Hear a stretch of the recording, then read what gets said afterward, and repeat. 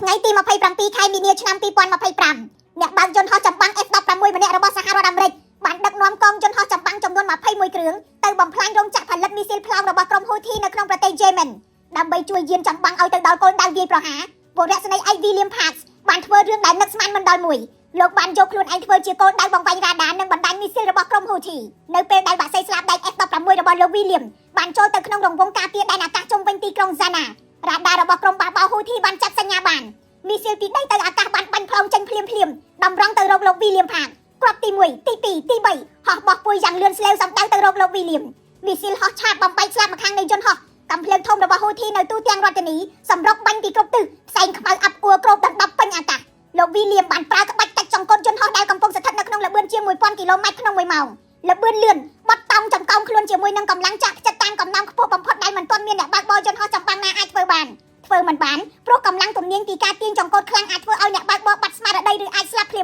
មក៏ប៉ុន្តែលោក William ដែលពោពេញដោយបទពិសោធន៍ស្ទើរគ្មានផ្ទឹមអាចប្រយុទ្ធបែបនេះជាមួយនឹងមីស៊ីលស្រោចអាកាសរយៈពេល15នាទីងាកទៅក្រុមកងយន្តហោះចម្បាំងរបស់លោកវិញពួកគេបានទៅដល់គោលដៅនិងបើកការវាយប្រហារដោយជោគជ័យក្រៅពីកំទេចរោងចក្រផលិតមីស៊ីលកងចម្បាំងអាកាសរបស់លោក William បានបាញ់ទម្លាក់ដ្រូននិងមីស៊ីលចំនួន108និងអាវុធ6ប្រភេទផ្សេងទៀតនៅលើសមុទ្រក្រហមដែលគំរាមកំហែងទៅដល់នាវាផ្ទុកយន្តហោះ USS Harry Truman មន្ទីរបញ្ចកោណបានប្រគល់រង្វាន់ផ្កាយប្រាក់ដល់លោក William ដែលជាកិត្តិយសដ៏កម្របំផុតមួយនៅក្នុងកងទ័ពអាកាសសហរដ្ឋអាមេរិកហេតុការណ៍ដ៏រន្ធត់នេះត្រូវបានស្រង់ផ្សាយដោយ Business Insider នៅថ្ងៃទី3ខែធ្នូឆ្នាំ2025